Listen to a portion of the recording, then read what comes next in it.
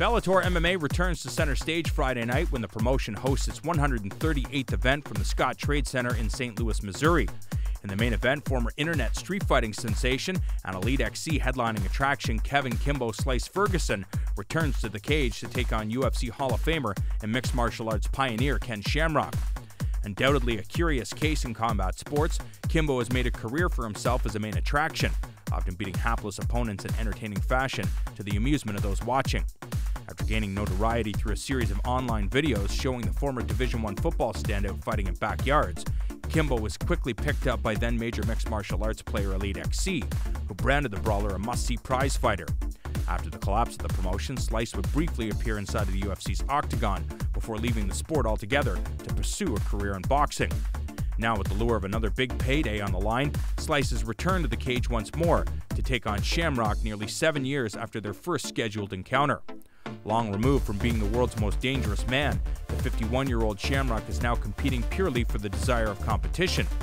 Once a celebrated champion in both the UFC as well as overseas in Japan, Shamrock believes he has earned his right to continue to fight despite the skeptics. 51 years old, or young, however you want to look at it. I'm enjoying life. I'm not fighting a 27-year-old #1 ranked opponent in the world. I'm taking fights that are interesting to me, ones that I think the fans would enjoy, that I would definitely enjoy, and ones that I believe that are marketable business-wise.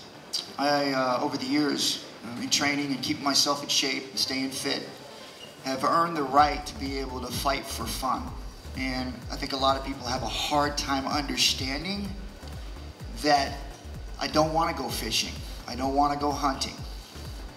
I like being in the room with a bunch of dudes, getting ready for a fight, training, building camaraderie, patting each other on the shoulder, preparing for a fight, walking into the ring, competing, winning, walking out, enjoying a good time together. To me, that's the best thing in life. I love that. Besides my family and my wife, those are things that I enjoy. Scott Coker and the Bellator team have done a tremendous job of loading the rest of the card with high-caliber talent. In the co-feature, promotional featherweight champion Patrizio Pitbull Freite looks to successfully defend his 145-pound gold when he meets former tournament champion and #1 contender Daniel Weichel. No stranger to Bellator fans, Pitbull has carved a reputation for himself as one of the most dangerous strikers in the division, often ending the nights of his opponents in spectacular fashion.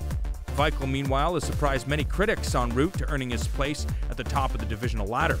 The German-born M1 veteran started his Bellator career tearing through the Season 10 featherweight tournament before edging out former champion Pat Curran at Bellator 133 to solidify his position as next in line to take a crack at Pitbull.